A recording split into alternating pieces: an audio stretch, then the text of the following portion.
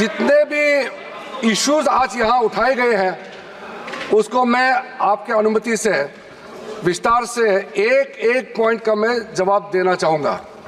और मैं ये मानता हूँ, विश्वास है कि मेरे बात को ध्यान से सुनने के बाद अंत में इन्होंने जो भी आशंकाएं व्यक्त किए हैं या गलत तरीके से यहाँ बातें बताया गया है, सब चीज़ को मैं दूर करूँगा।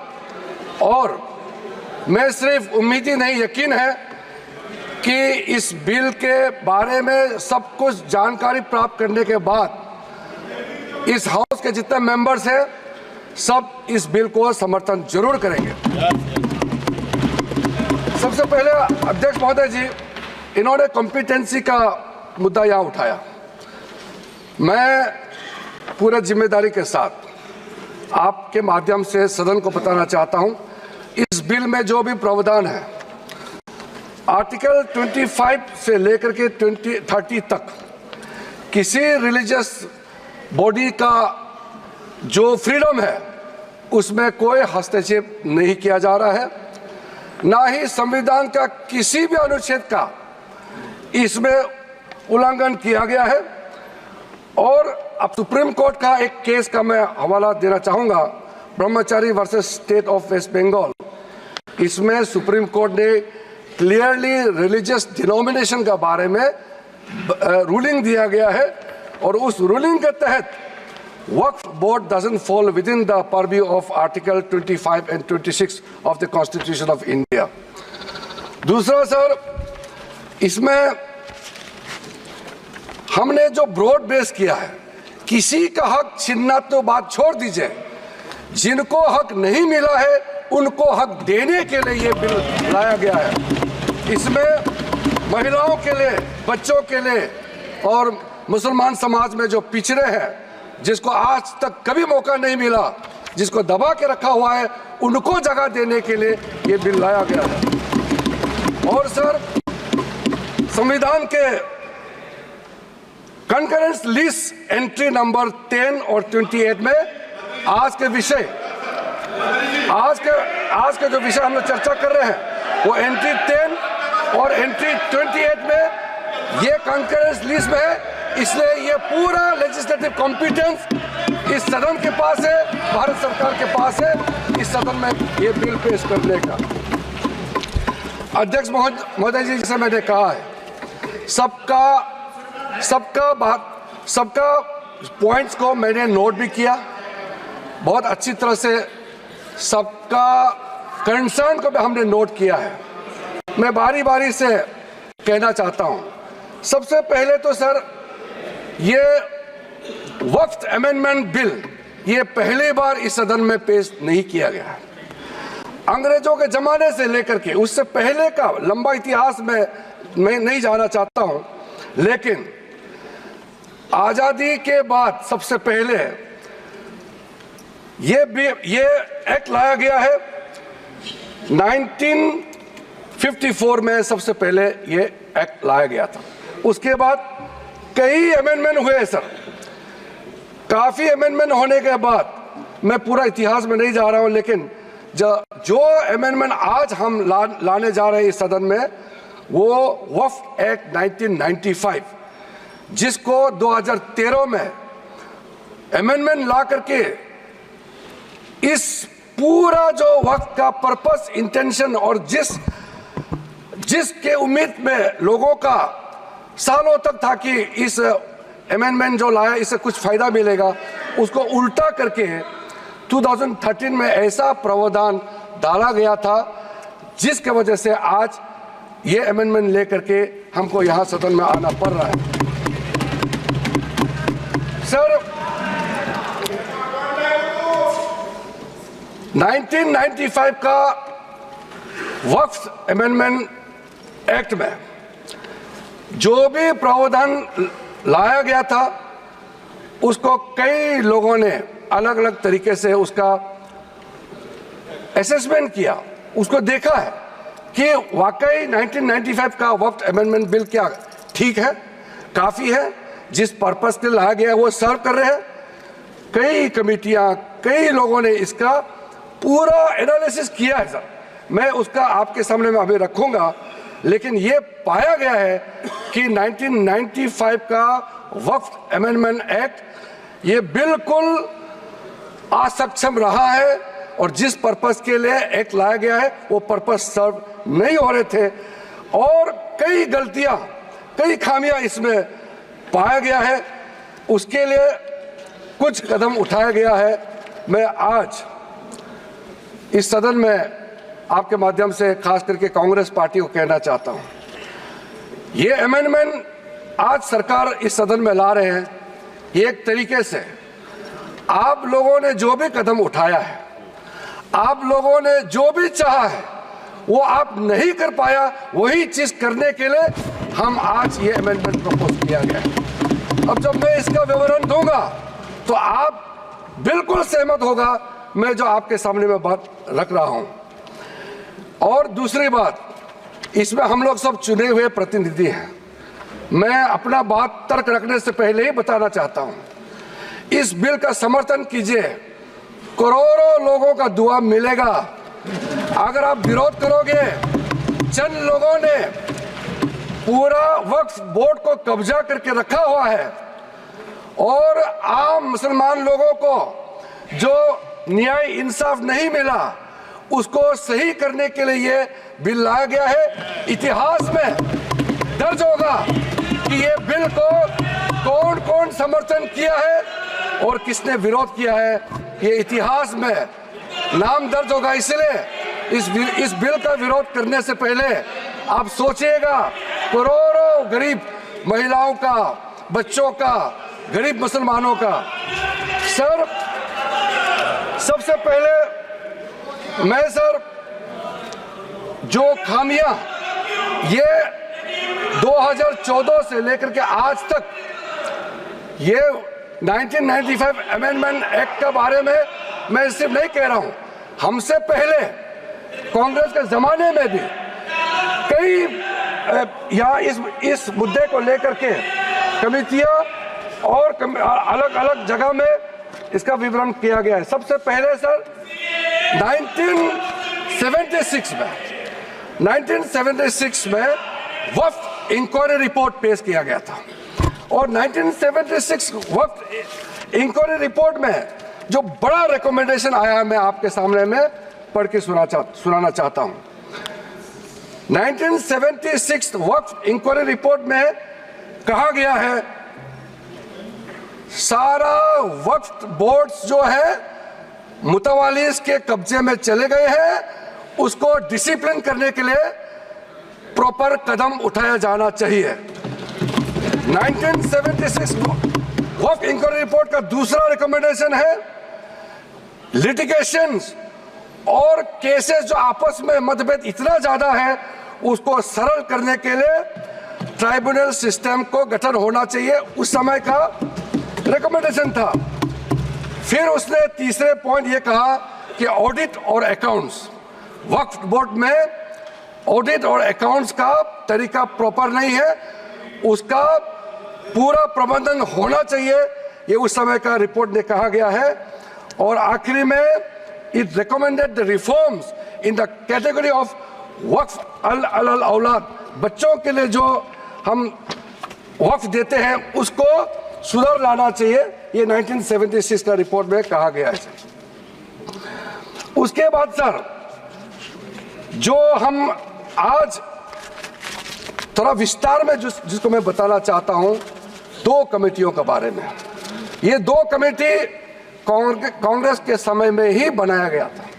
सबसे पहले high level committee under justice Rajendra Sachar, ये सर 9 मार्च 2005 में गठन किया गया था। यूपीए का सरकार आ चुके थे और ये स्पेसिफिक मुसलमानों के लिए, उनके वेलफेयर के लिए ये गठन हुआ।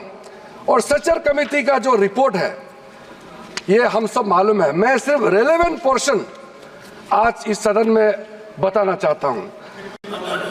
सच्चर कमेटी का जो पहला रिकमेंडेशन है इसमें कहा गया है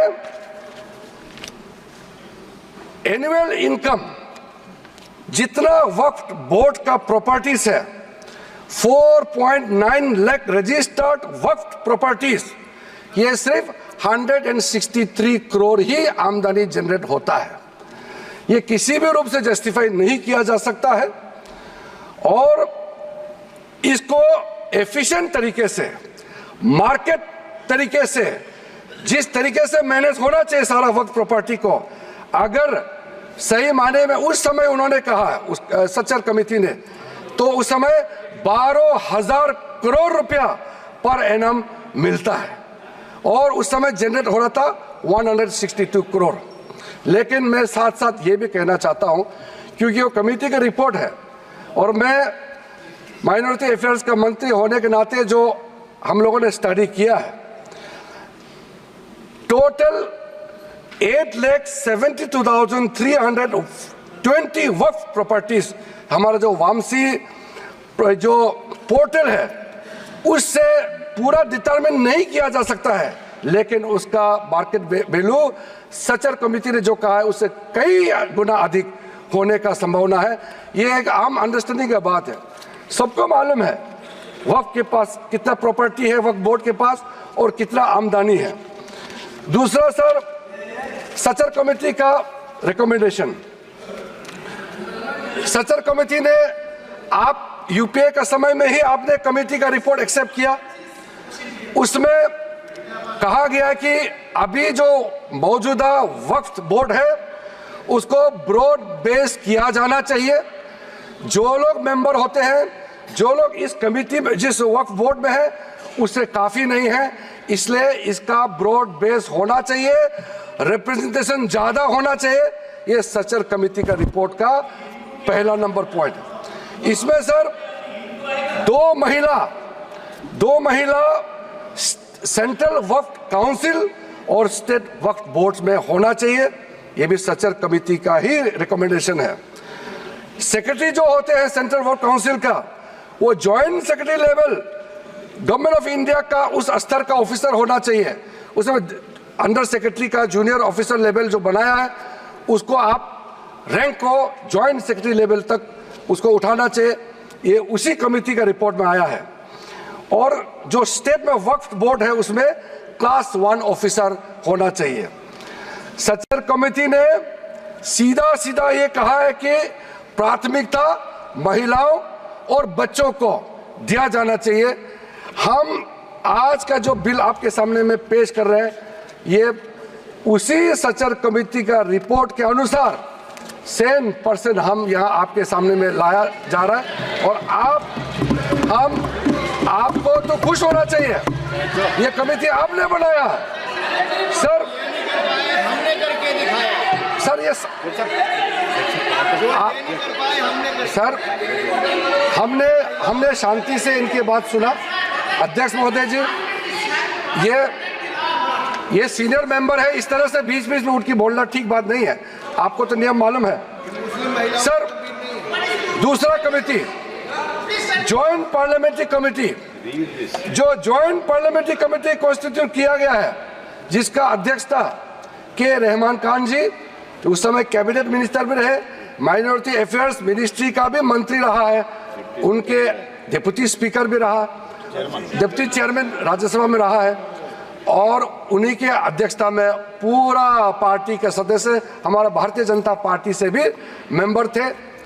उस जेपीसी में सर सीधा वक्फ बोर्ड के बारे में कहा गया है, कोई इंफ्रास्ट्रक्चर ठीक तरीके से नहीं है, वहाँ मैन पावर टोटली इनसफिशिएंट है, इनकम्पिटेंट है, और फंड इतना कम है, सही मैनेज नहीं किया गया है। इस तरीके से वक्फ बोर्ड नहीं चल सकता है।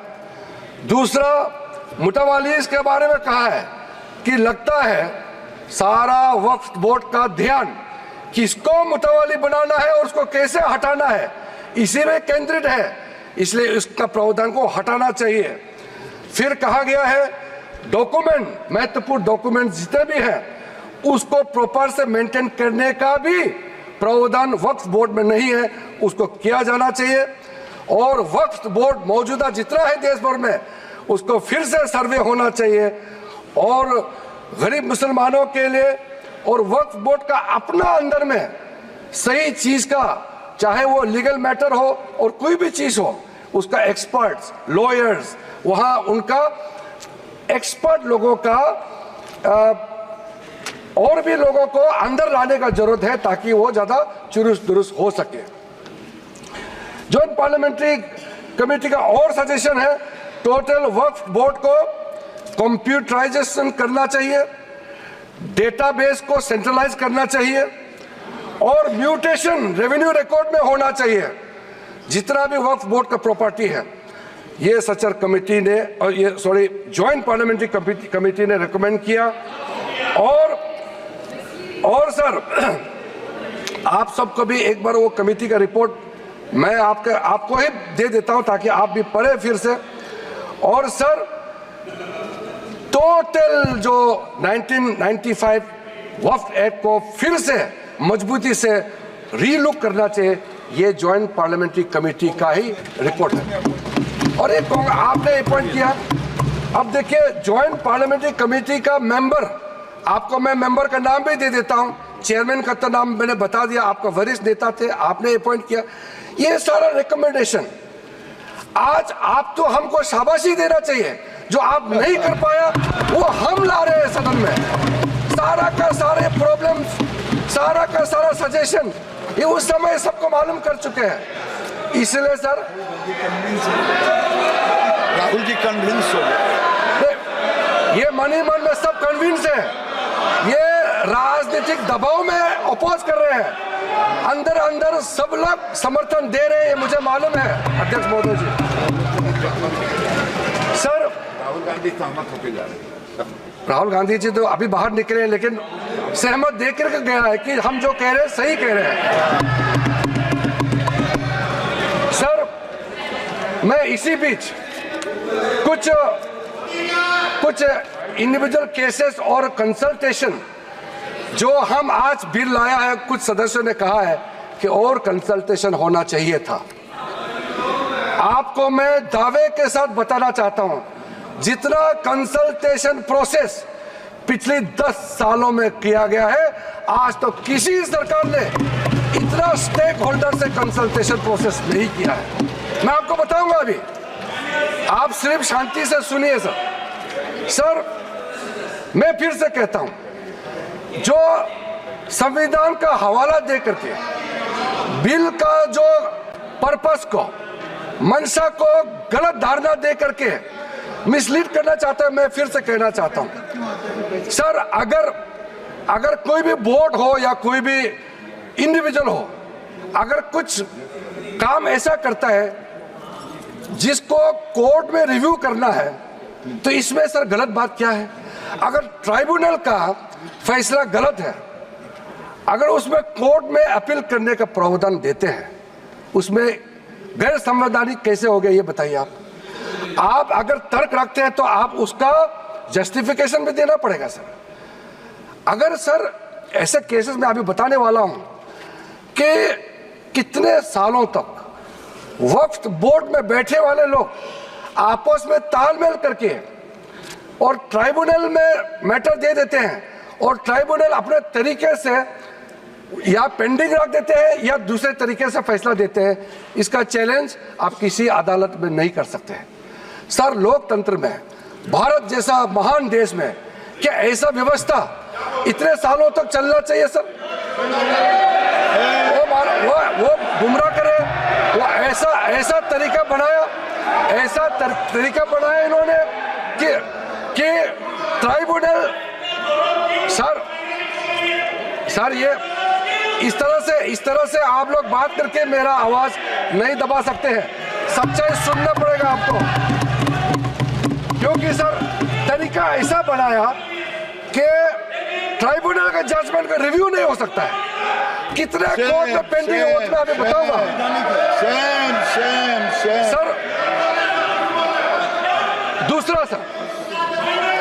दूसरा इन्होंने संविधान का हवाला दिया सर, इन्होंने संविधान का बार बार हवाला दिया। हमारा देश के अंदर में कोई भी कानून, कोई भी स्पेशल लॉ सुपर लॉ नहीं हो सकते हैं, संविधान से ऊपर कोई कानून नहीं हो सकते। लेकिन आप सर इसमें प्रावधान देखिए, इस 1995 का वक्फ एक्ट में ऐसा प्रावधान है जिसका बाकी कानून के ऊपर में ओवरराइडिंग इफेक्ट था सर। क्या ऐसे कानून हमारे देश में होना चाहिए? सर जो मैं यूएई के बारे में बताना चाहता हूं, जब हमारा देश का विभाजन हुआ, यहां से जितना मुसलमान पाकिस्तान गए उनका भी प्रॉपर्टी था, और पाकिस्तान से जितना हिंदू भारत में आए उनका भी प्रॉपर्टी काफी वहां थे। पाकिस्तान में जितना भी हिंदुओं का प्रॉपर्टी है वो तो सरकार ने ले लिया और बाकी जो भी करना था कर लिया। यहां से जो मुसलमान गए उसमें ज्यादातर लोगों ने अपना प्रॉपर्टी को वक्फ के तहत डिक्लेयर करके गए। और सर ऐसा कई केसेस है, मैं अभी बहुत लंबा इसमें नहीं जाना चाहता हूं, ये फैक्चुअल चीज है सर। मैं ये कहना चाहता हूं कि ठीक है, आपका जमीन है, आप किसी को क्या करना चाहता है मैं उसको नहीं कह रहा हूं। मैं इसी बात को कहना चाह रहा हूं कि अगर किसी ने अपना विल, अपना डीड दिया है, अपना जो मनसा को साफ किया है, अगर उसका लाभ मुसलमान महिला या मुसलमान बच्चे को अगर लाभ नहीं मिलता है तो क्या सरकार चुपचाप बैठना चाहिए सर? ये हमारा दायित्व है, ये इस सदन का दायित्व है कि गरीब महिला कोई भी हो, चाहे हिंदू हो, मुसलमान हो, सिख, ईसाई, बौद्ध, पारसी और जैन, कोई भी हो, ये इस सदन का दायित्व है कि न्याय दिलाने के लिए अगर कोई कमी है तो पूरा करना चाहिए। और आज हम सर, आज जो ये अमेंडमेंट बिल लेके आ रहे हैं उसमें सारा प्रावधान रखा गया है। उसमें एक मैटर मैं बोलना चाहता हूं, लॉ ऑफ लिमिटेशन में क्या कहते हैं सर, इसमें ऐसा प्रावधान था जिसको हम हटा रहे हैं आज के इस अमेंडमेंट के जरिए। लॉ ऑफ लिमिटेशन में ऐसा था पुराने कानून में कि इतने साल तक आप अगर कोई अपील नहीं किया या उस समय उसका कुछ बीच में कुछ घटना हो गया या पुराने बहुत साल हो गए, आप लॉ ऑफ लिमिटेशन तो होना चाहिए ना सर, कहीं सीमा तो होना चाहिए। लेकिन इन्होंने ऐसा किया कि मान लो कोई खड़ा होकर कहेगा कि 500 साल पहले मेरा बाप दादा का इस जगह में कोई कार्यक्रम चलता था, नमाज पढ़ा था या किसी ने कुछ किया है, सिर्फ एक बात बताने पर पूरा वो जगह को वक्फ प्रॉपर्टी डिक्लेयर किया जाता था। ऐसा नहीं कर सकते। लॉ ऑफ लिमिटेशन भी इसी संसद ने बनाया है और लॉ ऑफ लिमिटेशन को भी ओवरराइड कर दिया था ये 1995 वक्फ एक्ट ने सर। तो ये कैसे हो सकता है कि एक ऐसा कानून इस देश में कैसे हो सकता है कि बाकी जितना कानून को ऊपर में चढ़ जाता है और उसका ओवरराइडिंग इफेक्ट होता है? ऐसा हो नहीं सकता। हम कैसे एक्सेप्ट किया है इतने सालों तक? तो ये सर एक अच्छा समय है जो गलती किया है। ठीक है, इंसान से गलती हो जाते हैं और पार्टियों ने भी गलती किया होगा, कांग्रेस पार्टी ने, बाकी पार्टी ने। आज सुधरने का समय है तो हम सुधर ला रहे हैं। गलतियां हुई हैं लेकिन जो सुधरते समय कम से कम आप विरोध ना करें सर। और sir section 108 special provision under vehicle property act 1950, उसको सर हम लोग हटा रहे हैं क्योंकि ऐसा सेक्शन हमारा देश का किसी कानून में, किसी भी स्टैट्यूट बुक में नहीं रहना चाहिए सर। उसके बाद सर उसके बाद मैं कुछ ऐसा इश्यूज पे जाना चाहता हूं जिससे हमारे सारे सदन को सुन करके उनको कन्विंस होगा सर। आप सर इनको थोड़ा चुप करें, बीच बीच में इस तरह का कहना, सीनियर मेंबर है सर। अब हम सर बड़ा विषय पे जाना चाहता हूं सर। ये हमने जो कंसल्टेशन का प्रोसेस किया है, मैं पुराने दिनों के बारे में नहीं कह रहा हूं, 2014 के बाद कितने लोगों से, हजारों लाखों लोगों से या तो मंत्रालय के ओर से जाके उनके साथ कंसल्टेशन किया, या वो रिप्रेजेंटेशन लेकर के मंत्रालय में आए और उनके बात को हमने सुना है। सर, पिछले एक साल के अंदर में, पिछले सिर्फ एक साल के अंदर में online complaint 194 complaints related to encroachment and illegal transfer of work land एक साल के अंदर में, और 93 complaints against Waqf board officials and 279 एक जनरल कंप्लेंट, ये ऑनलाइन हमारे पास में पोर्टल में आया है। उसके बाद सर आज सर ये एक समुदाय का बात मुसलमानों को गुमराह करके यहां बात रखा जा रहा है। कल देर रात तक मेरे पास में मुसलमानों का डेलीगेशन आते रहा और हमसे पहले भी कितने लोग मिले हैं, और इसको आप ये सोचते हैं कि क्या सर ये क्या बोहरास कम्युनिटी का संख्या कम है, इसके लिए ये महत्व नहीं देंगे क्या? सर अहमदिया ये कम संख्या है, इसलिए क्या उनका सोच, उनका प्रॉब्लम्स का नजरअंदाज करेंगे? सर आगा खानी संख्या कम है, क्या उसके बात को नहीं सुना जाना चाहिए? सर एक कम्युनिटी डोमिनेशन करके अगर छोटे छोटे लोगों को कुचल देंगे तो फिर हम इस सदन में बैठ करके हम न्याय कैसे दे सकते हैं? इसलिए ये एक तरफा आवाज उठा करके पूरा मुसलमान के नाम से ये लोग एक तरफा, ये कुछ चंद लोगों का आवाज यहाँ आज बुलंद कर रहे हैं इस सदन में। सर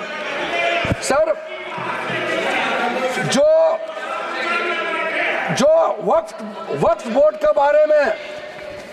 बारे में कई लोगों ने जिक्र किया है, लेकिन प्राइवेटली इसमें भी कई ऐसा नेता है जो मुझे आके कहा है कि देश में जितना स्टेट वक्फ बोर्ड है सब माफिया लोगों ने कब्जा कर लिया है। ये बहुत लोग कह रहे हैं, आज सदन में नहीं कह रहे हैं, सदन में अपना अपना पार्टी का दबाव या किसी के डर से या वोट बैंक का चक्कर से नहीं बोल रहा है, मगर प्राइवेटली हर एक मुसलमान आकर के कहता है। नाम मत बताना, नाम तो हम बताएंगे नहीं सर। मैं आप लोगों का पॉलिटिकल इश्यूर में खराब नहीं कर दूंगा। कौन सा एमपी ने मुझे आके बताया कि पार्टी विरोध कर रहा है लेकिन अंदर से हम साथ दे रहे हैं, मैं नाम नहीं लूंगा। मैं नाम लेकर के इन एमपी साथियों का पॉलिटिकल करियर को मैं बर्बाद नहीं करूंगा। सर कंसल्टेशन का जहां तक आता है सर, सबसे पहले बस हो गया सर। कंसल्टेशन हमने कई लेयर्स में कंसल्टेशन किया है सर, ऑफिशियल लेवल में, पॉलिटिकल लेवल में, स्टेट गवर्नमेंट का रिप्रेजेंटेटिव से और इंडिविजुअल लेवल में बहुत वाइड कंसल्टेशन देश भर में हम लोगों ने किया है सर। मुझे इस मंत्रालय में आए हुए अभी लगभग 2 महीने हुए हैं, लेकिन जो कंसल्टेशन प्रोसेस हमारे से पहले जो मंत्री थे इस मंत्रालय के, सब लोगों ने बहुत बारीकी से समस्याओं का भी पहचान किया और कंसल्टेशन प्रोसेस भी बहुत ब्रॉड बेस किया है सर।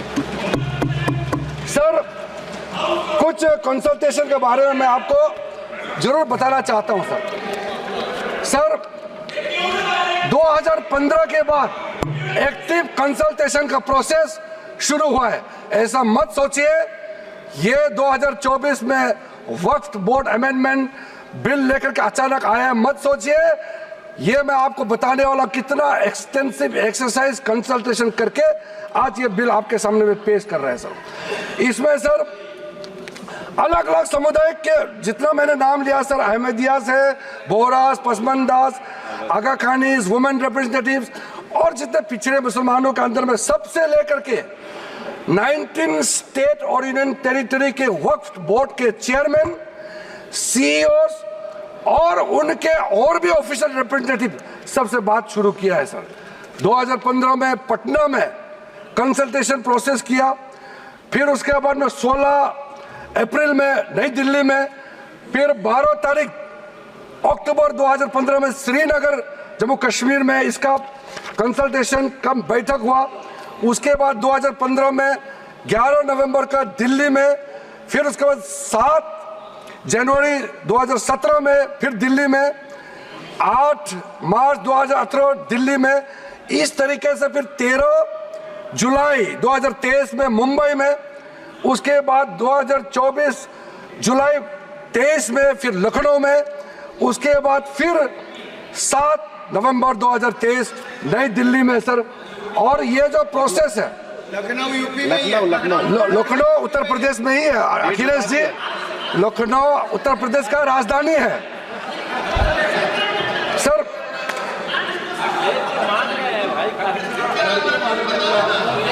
आप मुख्यमंत्री रहे हैं वहां सर।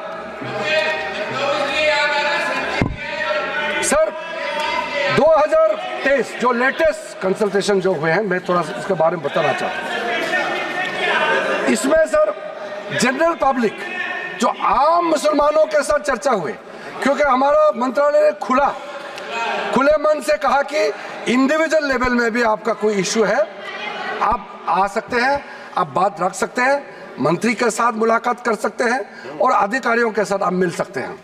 उस समय सर मुंबई में representative from the general public के साथ साथ और भी ऑफिशियल से भी हमारी बैठक हुई और उसमें स्टेट वक्फ बोर्ड को इम्प्रूव करने के लिए और कदम क्या क्या उठाना चाहिए उसका सुझाव वहां में आया।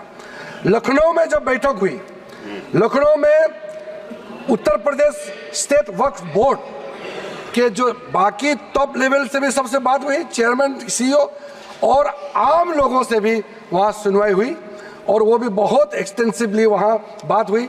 और वहाँ ये वामसी पोर्टल, आपके जो इंफॉर्मेशन वगैरह जितना हम शेयर करते हैं, ये सब के बारे में, वक्फ बोर्ड के प्रॉपर्टी के बारे में, कैसे उसका यूटिलाइजेशन होना चाहिए, कैसे मेंटेनेंस होना चाहिए, सारा चर्चा हुए।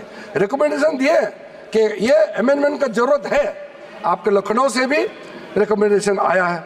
उसके बाद सर दिल्ली में मंत्री जी का अध्यक्षता में जो सेंट्रल वक्फ काउंसिल का चेयरपर्सन होती है, उनकी अध्यक्षता में यहाँ दिल्ली में बैठक हुए, विज्ञान भवन में बैठक हुए और उसमें काफ़ी इश्यूज है जो मैंने आपके सामने में रखा। सारे के सारे इश्यूज उसी दौरान हर स्टेट, मैं अधिकारी का नाम नहीं बताऊंगा मगर मैं स्टेट का नाम जरूर बताना चाहता हूँ। आंध्र प्रदेश से आए,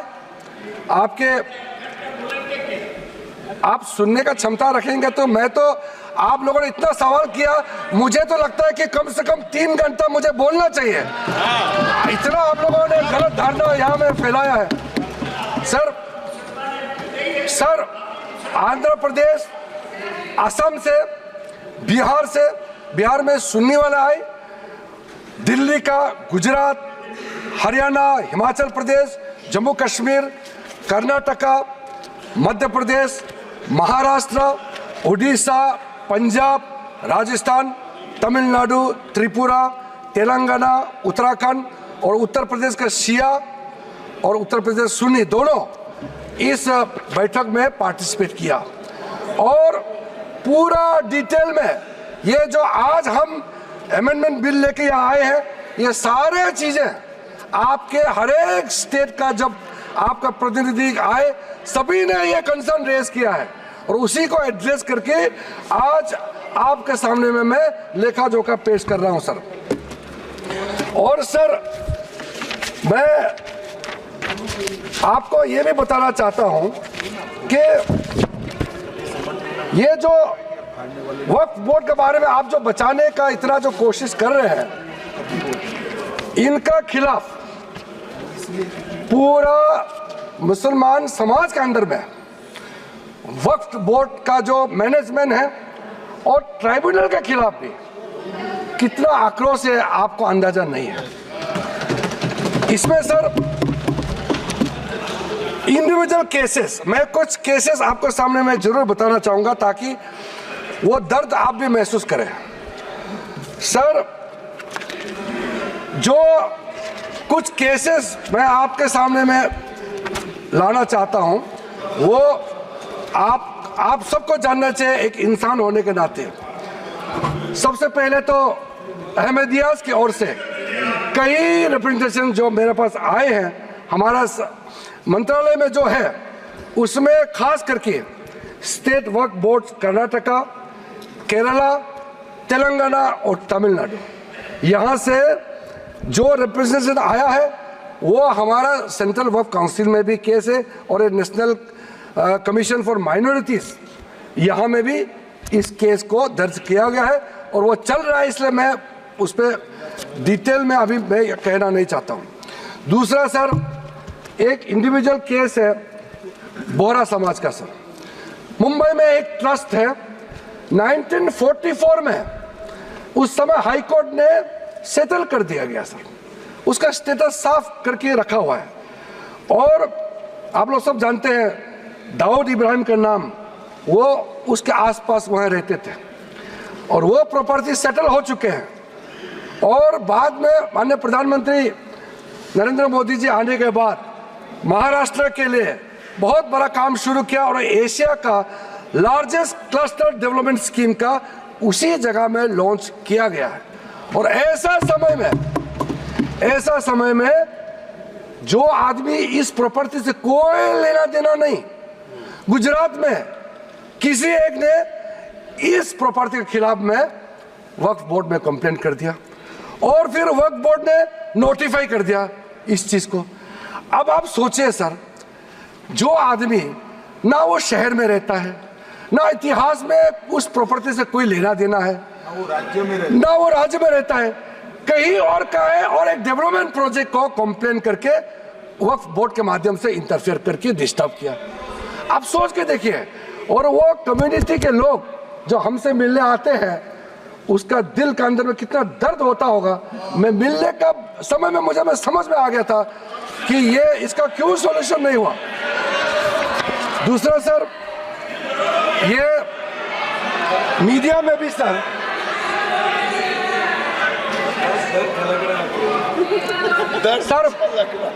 मीडिया के अंदर में काफी चर्चा हुई है ये केस जो मैं आपको बताने वाला हूं। तमिलनाडु के अंदर में तिरुचेंतुराई इन तिरुचिरापल्ली डिस्ट्रिक्ट है तमिलनाडु में।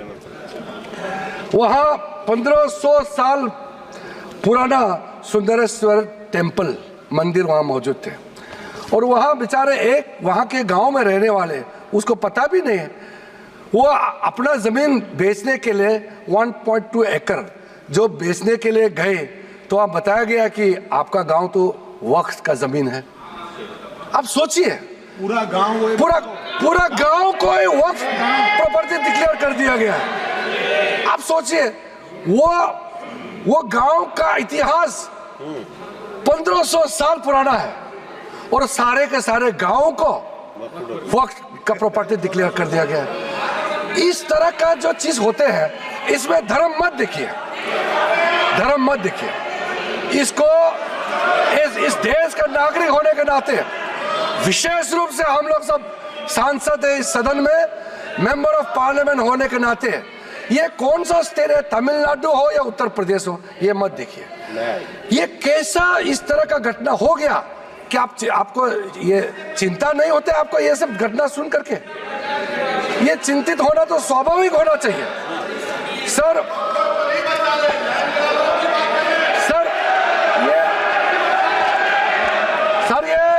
ये सुन नहीं पा रहे हैं और विषय को भटकाने के लिए तरह तरह का बातें यहाँ किया जा रहा है। सर, सूरत म्युनिसिपल कॉर्पोरेशन के बारे में सोचिए, ये सब कोई प्राइवेट लैंड तो है ही नहीं। सूरत म्युनिसिपल कॉर्पोरेशन का पूरा हेडक्वार्टर को वक्फ प्रॉपर्टी डिक्लेयर कर दिया गया है। आप सोचिए सर, ये कैसे कर सकता है? आप सोच सकते हैं क्या? देखिए, मैं बाय डेफिनेशन मैं एक बौद्ध हूं, मैं हिंदू भी नहीं हूं, मैं मुस्लिम भी नहीं हूं, मैं क्रिश्चियन भी नहीं हूं, लेकिन मैं सब धर्म को मानता हूं।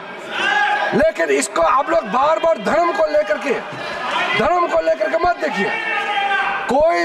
कोई भी इस देश का नागरिक, सरकारी जो म्युनिसिपल कॉर्पोरेशन, क्या किसी का प्राइवेट प्रॉपर्टी है? हो सकता है। म्युनिसिपल प्रॉपर्टी का जमीन आप कैसे वक्त डिक्लेयर कर सकते हैं सर? सिट डाउन राजा, आप बैठिए, डिस्टर्ब मत कीजिए, फायदा नहीं है। फायदा नहीं है, मैं अभी यील्ड नहीं करूंगा सर। मैंने शांति से आप लोगों का बात सुना है सर। कर्नाटका स्टेट का तो कमाल है सर, आप सुनिए ध्यान से। कर्नाटका स्टेट का 2012 में कर्नाटका माइनॉरिटी कमीशन का रिपोर्ट का सुनिए। जो रिपोर्ट मेरे सामने में आए हैं 2012 में कर्नाटका स्टेट माइनॉरिटी कमीशन के रिपोर्ट में कहा गया कि कर्नाटका वक्फ बोर्ड ने 29,000 एकर्स ऑफ लैंड को कमर्शियल पर्पस में कन्वर्ट कर दिया। और इसको अगर आप हिसाब किताब करोगे तो आप समझ सकते हैं। लेकिन सबको मालूम है वक्फ प्रॉपर्टी को किस पर्पस में आप इस्तेमाल कर सकता है। ये रिलीजियस पर्पस के लिए, चैरिटेबल पर्पस के लिए और पायस पर्पस के लिए यूज कर सकते हैं। लेकिन आप मनमानी कर रहे हैं। तो एक कर्नाटका स्टेट वक्फ बोर्ड का इतना मनमानी कर रहे थे तो कम से कम बाकी तो नहीं सही, कम से कर्नाटका से सीधा कांग्रेस एमपी तो कम से कम बोले ना इसमें। ये आंखों के सामने में इतना बड़ा घपला हो रहा है सर। एक इंडिविजुअल केस फिर मैं साइड करना चाहता हूं सर। डॉक्टर बारिये बुशरा फातिमा का केस सर, ये लखनऊ का है अखिलेश जी, ये चिंता नहीं करो। और ये शायद आप मुख्यमंत्री थे तो उस समय ये आपको किसी ने बताया नहीं क्या? बेचारे वो महिला अपने बच्चे के साथ में किस मुश्किल हालात में जी रहे हैं, किस मुश्किल हालात में जी रहे हैं। लेकिन अगर हम वक्फ बोर्ड का जो अभी सिस्टम है अगर अमेंडमेंट नहीं किया गया तो जो प्रॉपर्टी इनका पिताजी जो अगर गुजर जाएंगे तो ये सारा प्रॉपर्टी उसको और उसको बच्चे को नहीं मिलेंगे। तो क्या हम इंटरवेंट नहीं करना चाहिए ऐसे समय में? उनको इंसाफ देने के लिए क्या हमको कदम नहीं उठाना चाहिए? तो इसीलिए सर ये इसमें आप धर्म को मत जोड़िए, इंसाफ की नजर से देखिए सर। सुन तो लो। देखो ये कांग्रेस वाले का यही प्रॉब्लम है। सवाल उठाया और जब मैं क्लैरिफिकेशन दे रहा हूं फिर बताते हैं कि इसको कमेटी में चर्चा करेंगे। सर इल्जाम लगा करके भागने का कोशिश मत करो सर।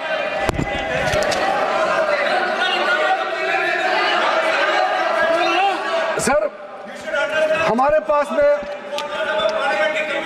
मैं समझता हूं पार्लियामेंट्री कमेटी में देखिए सर, अध्यक्ष महोदय मेरा जवाब के बाद हम क्या करना है आपके परमिशन से, हाउस का सेंस से लेकर के आगे हम बढ़ेंगे।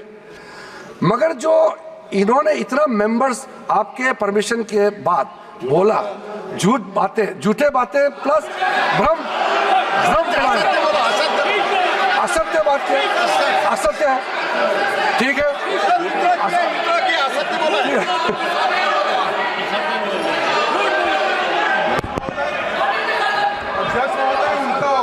वाजिब है, झूठ शब्द प्रयोग यहाँ नहीं हो सकता। सत्य नहीं है ऐसी बातें जो बताए इससे रिप्लेस कर लेना।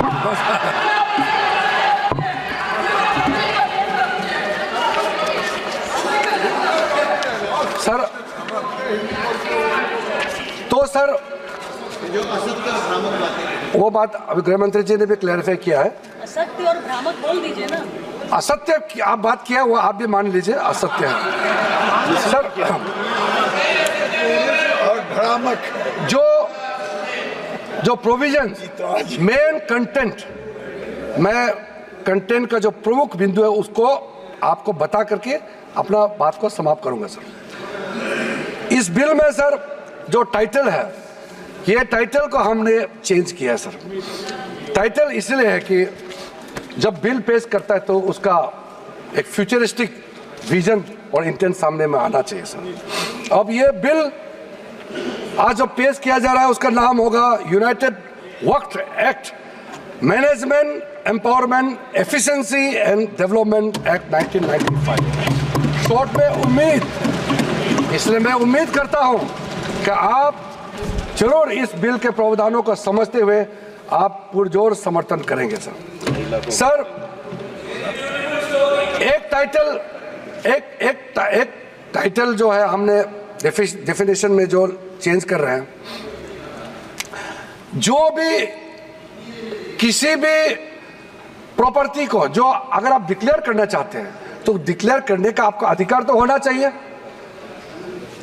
2019 में जो चेंज किया वो बहुत डेंजरस था सर। 2013 में क्या किया, कोई भी आदमी वक्फ डिक्लेयर कर सकता है। हमने कहा बिल्कुल नहीं कर सकते हैं, जो मुसलमान है वही वक्फ क्रिएट कर सकते हैं और नॉन मुसलमान नहीं कर सकते। नहीं तो सर ये फ्यूचर में जब जवाब देते समय हम डिटेल बोलेगा कि इसका डेंजरस कॉनोटेशन क्या हो सकता है। और किसी को भी आप वक्त टाइटल डिक्लेयर करने के लिए इजाजत देंगे तो फिर ये कैसे हो सकता है सर। इसलिए हमने पुराना सिस्टम, ये 2013 का है, हम पुराने सिस्टम में पुराना डेफिनेशन में वापस जा रहे हैं सर। अब सर इन्होंने कलेक्टर्स के बारे में काफी आपत्तिजनक उन्होंने याद दर्ज कराया। कलेक्टर जो डिप्टी कमिश्नर होते हैं, क्या कोई पर्टिकुलर पॉलिटिकल पार्टी अपॉइंट करते हैं क्या? वो रेवेन्यू उसी के पास रहते हैं जी। रेवेन्यू का रिकॉर्ड कलेक्टर के पास ही रहते हैं सर। और ये बोलते हैं कि कलेक्टर के पास ये रेवेन्यू वाला काम कलेक्टर को नहीं देना चाहिए। तो कलेक्टर का काम क्या है बताइए फिर? आप बताइए। कलेक्टर बनाया इसलिए रेवेन्यू रिकॉर्ड देखने के लिए। मुझे समझ में नहीं आया किस चीज को विरोध कर रहे हैं सर। ये रेवेन्यू ऑफिसर होते हैं सर। इसलिए सर जब सर्वे कमिश्नर का कामकाज को लेकर के इतना जो रिकमेंडेशन मैंने बताया, वो ऑब्जेक्शन सिर्फ हमने नहीं किया, जितना कमेटियां आपने बनाए हैं, पार्लियामेंट्री कमेटीज ज्वाइंट कमेटी बनाया, पार्लियामेंट में क्वेश्चंस आया है, अलग अलग तरीके से रिप्रेजेंटेशन आया है, ये सब आपके समय के हैं। उसी समय में ही सचर कमेटी बनी है। उसी ने कहा है कि प्रॉब्लम सर्वे कमिश्नर में है, इसलिए रेवेन्यू रिकॉर्ड का साथ जोड़ के सारा प्रॉपर्टी का वैलिडेशन होना चाहिए और जिला कलेक्टर को इसमें लाना चाहिए। ये आप ही का रिपोर्ट है, हम तो सिर्फ इंप्लीमेंट कर रहे हैं सर। इसलिए इतना उत्तेजित होकर के आप लोगों को यहाँ अपोज करने का कोई जरूरत नहीं सर। दूसरा सर, इस प्रावधान, इस बिल में हमने जो एक प्रावधान रखा है, ट्राइब्यूनल्स जो बने हैं, हम ट्राइब्यूनल को खत्म नहीं कर रहे हैं। पहले ट्राइब्यूनल में 3 मेंबर होते थे, अब हम प्रावधान रख रहे हैं कि इसमें एक जुडिशियल और एक टेक्निकल मेंबर होगा। और अगर वो समझ में नहीं आया, मैं अभी सर उसमें हमने ये कहा है कि जो टेक्निकल मेंबर है, अगर वो एब्सेंट होता है तो एक जुडिशियल, सर इनको मालूम नहीं है इस देश में जितना भी ट्राइब्यूनल बनाते हैं, कमीशन बनाते हैं, वो रिटायर्ड जज ही बनाया जाता है। जितना ट्राइब्यूनल में उसमें टेक्निकल मेंबर जो होते हैं वो अधिकारी को बनाया जाता है, लेकिन जो जुडिशियल मेंबर होता है वो रिटायर्ड जज ही होते हैं। इतना तो समझना चाहिए, 5 बार MP हो चुके हैं सर। हम लोग साथ आए लोकसभा में, इतना तो जानना चाहिए। हम लोग एक समय चुन के आए, एक समय हम लोग एक साथ में आए थे, अभी तो इसको ये मालूम नहीं सर। टोटल केस ट्राइब्यूनल्स के अंदर में 12,792 केसेस आज वक्फ बोर्ड्स में पेंडिंग है, 19,207 ट्राइब्यूनल्स में पेंडिंग है। क्यों इसको हम लोग डिस्पोज नहीं कर सकते हैं? क्या आप चाहते हैं कि ऐसे ही पड़े रहे हैं? आप सोचिए सर। इसलिए सर टाइमलाइन हमारे लिए बहुत जरूरी है। न्याय मिलना चाहिए, लेकिन समय पे न्याय मिलना चाहिए। इसलिए सर इस नए बिल में प्रावधान किया, मैं सदन में आपके माध्यम से रखना चाहता हूं। अब हमने टाइमलाइन सेट कर दिया है। फाइलिंग जो भी होता है उसका अपील 90 डेज के अंदर में होना चाहिए और डिस्पोजल ऑफ द केसेस 6 महीने के अंदर होना चाहिए। अब ये बिल पास होने के बाद ये जो हजारों केसेस पेंडिंग है, इसका पूरा का पूरा साफ हो जाएगा, निवारण हो जाएगा, सेटलमेंट हो जाएगा। इसमें क्या दिक्कत है? जल्दी न्याय मिले तो ठीक है ना सर। दूसरा इंपॉर्टेंट, बस मैं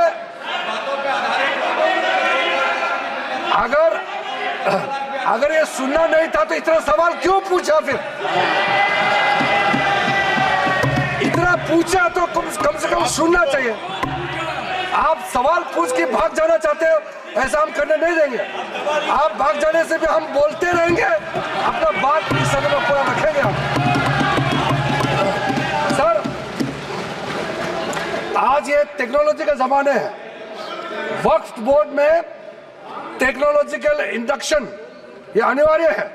इसीलिए सर हमने ये प्रावधान रखा है कि वक्फ बोर्ड में साइंटिफिक तरीके से बहुत ही एफिशिएंटली, ट्रांसपेरेंट तरीके से वक्फ बोर्ड चलाने के लिए पूरा का पूरा टेक्नोलॉजी का इसमें उपयोग किया जाएगा और बिल्कुल ये हर समय ये निगरानी में रहेगा।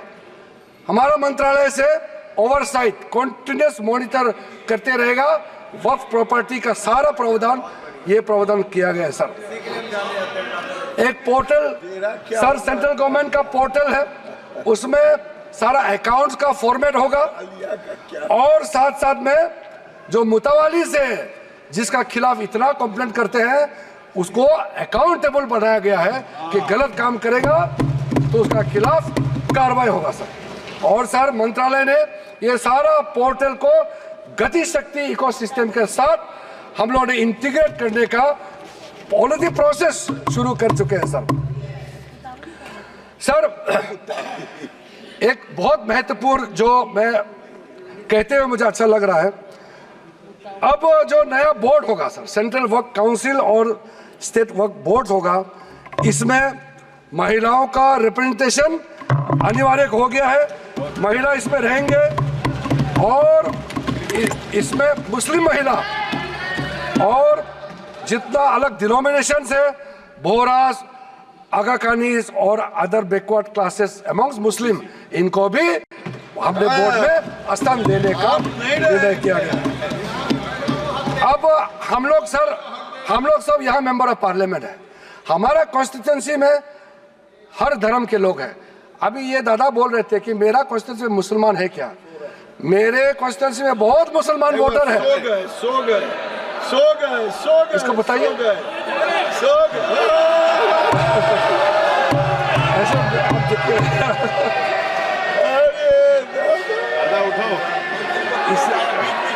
इसलिए मैंने कहा ना दादा, आप हर समय मत बोलिए, नींद आ जाएगा आपको। सर, थक जाते हैं हम लोग सर, जो महत्वपूर्ण बात मैं कहना चाहता हूं सर, मैं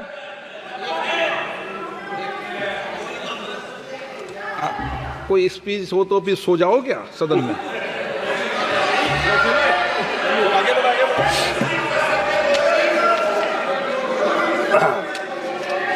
वो कल रात क्या कर रहे थे मैं नहीं पूछूंगा उसको। सर,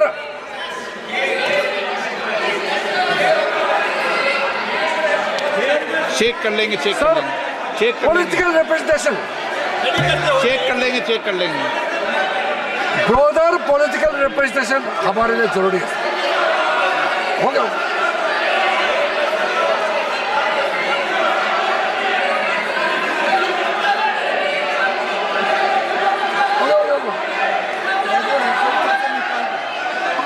उसको निकाल दीजिए सर। मैं इसको देख लूंगा, कार्रवाई से हटा दूंगा।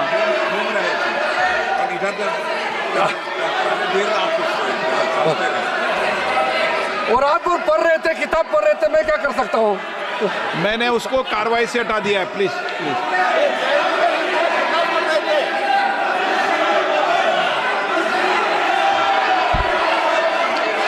हो गया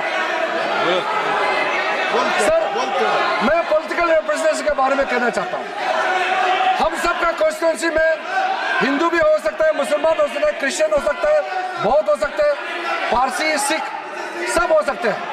इसलिए मेंबर्स ऑफ पार्लियामेंट को किसी भी धर्म से जोड़ना सही नहीं है। हमने ये नहीं कहा कि वक्फ बोर्ड में इस धर्म को लेके आना चाहिए, हम नहीं कह रहे। हम ये कह रहे मेंबर ऑफ पार्लियामेंट वहां मेंबर होना चाहिए। अब वो मेंबर ऑफ पार्लियामेंट अगर हिंदू है या अगर क्रिश्चियन है तो हम क्या कर सकते हैं? अगर किसी कॉन्स्टिट्यूंसी से किसी एमपी को चुन के भेज दिया by virtue of being member of parliament, अगर वो बोर्ड में मेंबर होता है तो क्या हम उसको चेंज कर देना चाहिए उसके धर्म को? ये बेसिक बात है सर। इसलिए सर ये बिना मतलब का ये इशू उठा रहे हैं सर। उसके बाद सर अब मैं सर एक इंपॉर्टेंट बात बताना चाहता हूं। वक्त बोर्ड को अच्छा से चलाने के लिए वहां टैलेंटेड लोग चाहिए, जानकारी लोग चाहिए। ऐसे किसी को आप उठा करके किसी वक्त में मेंबर नहीं बना सकते हैं सर। इसके लिए जो रिकमेंडेशन हमको मिला है, हर कमिटी और जो जेपीसी से भी रिकमेंडेशन मिला है, मैं उसी को बता रहा हूं। Diversified talent pool, administrative skill वाला जो जिसका अच्छा नॉलेज है, ऐसे लोगों को हम लोग बोर्ड में लाना चाहिए। अच्छे ऑफिसर्स को वक्फ बोर्ड को मैनेज करने के लिए उनको ऑफिसर के हिसाब से वहां नियुक्त होना चाहिए। ये सब बातें हमने रखा है, ये सारा आपका रिकमेंडेशन है। हम बार बार आपको बता रहे हैं, याद दिला रहे हैं, आपका रिकमेंडेशन है, इंप्लीमेंट हम कर रहे हैं, आपको समझ में नहीं आ रहा है। और सर खास करके जो बच्चे और महिलाओं के लिए हमने काफी ध्यान रखा है, ताकि कल को ये एक्ट पास हो जाने के बाद कोई मुसलमान बच्चे या महिला किसी तरीके से उनको इंसाफ मिलने से वंचित रह जाए, ऐसा नहीं होना चाहिए। इसके लिए ठोस प्रावधान हम लोगों ने यहाँ रखा गया है। और सारा जो वक्फ प्रॉपर्टी का जो प्रोसीड्स है, जो भी उसका इनकम होगा, ये सिर्फ मुसलमान कम्युनिटी का वेलफेयर के लिए ही खर्चा होगा। और हम चाहते हैं जब मुसलमान समुदाय को हम लाभ पहुंचाना चाहता है तो हम खास करके गरीब मुसलमान महिलाओं के लिए जो बैकवर्ड है उनके लिए हम कह रहे हैं, आप लोग का हाथ छोड़ेंगे तो आप लोग तो कभी भी इनको कोई मदद देने वाला नहीं है इतने सालों तक। इसलिए हमको ये प्रावधान करना पड़ रहा है। अंत में सर, आदरणीय प्रधानमंत्री जी ने जो स्लोगन दिया है, हमारे एक मंत्र इस सरकार का है, सबका साथ सबका विकास। और ये कह रहे हैं कि मैं मुसलमान नहीं हूं, इसलिए इस बिल में मुझे नहीं बोलना चाहिए। ये तो बहुत आपत्तिजनक वाला बात है। क्या कोई मंत्री बनने के लिए, इस देश का किसी भी मंत्रालय को संभालने के लिए क्या पर्टिकुलर एक धर्म का, जाति का होना चाहिए क्या? बार बार वो कह रहे हैं कि मैं मुसलमान नहीं हूं, इसलिए मुझे नहीं बोलना चाहिए। ये बहुत गलत बात उन्होंने कहा। मैं इसका आपत्ति दर्ज करना चाहता हूं। सर,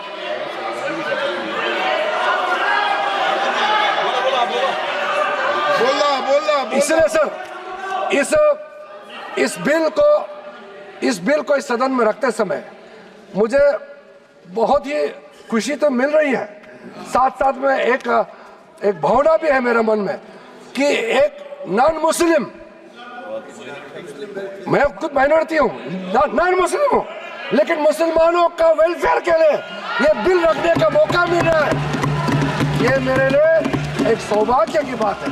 आदरणीय प्रधानमंत्री जी का आशीर्वाद से इतना एक भला काम करने का जो मौका मिला है, ये हर आदमी को ये मौका नहीं मिलता है। इसलिए मैं अपने आप को मैं बहुत ही भाग्यवान मानता हूँ, क्योंकि हर रोज हम लोग काम करते हैं, इस सदन में बैठ करके 12 बजे तक, रात तक हम लोग डिबेट डिस्कशन करते हैं। कभी कभी ऐसा मौका मिलता है जो सदियों तक याद रखेगा कि ऐसा काम किसी सरकार को, किसी मंत्री को बात रखने का मौका मिलता है। सर, मेरे पास और भी पॉइंट बहुत है, लेकिन जैसे हमारे कांग्रेस के साथियों ने और कई लोगों ने भी रिक्वेस्ट किया है, मैं मानता हूं कि जो प्रमुख रूप से जो मुद्दा, जो ऑब्जेक्शन रेज किया गया, उसका हमने रिप्लाई कर दिया गया है। और बिल में जितना भी प्रावधान, जितना सेक्शन हमने या डिलीशन किया, एडिशन किया या अमेंड किया, सारे के सारे प्रावधान को हम उचित समय पर और विस्तार से आपके सामने में रखूंगा। ये मेरा आखिरी भाषण नहीं है, इसलिए आप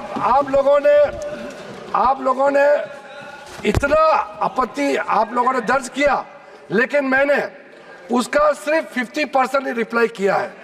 अभी 50% और भी जवाब देना बाकी है, लेकिन आदरणीय अध्यक्ष महोदय जी का परमिशन से आज आप लोगों को भी इतना सवाल उठाने का मौका दिया, इतना और ज्ञान मुझे भी आपके जितना भी आशंकाएं हैं दूर करने का मौका दिया। अध्यक्ष महोदय जी, इसी शब्दों के साथ मैं आपसे अनुमति चाहता हूं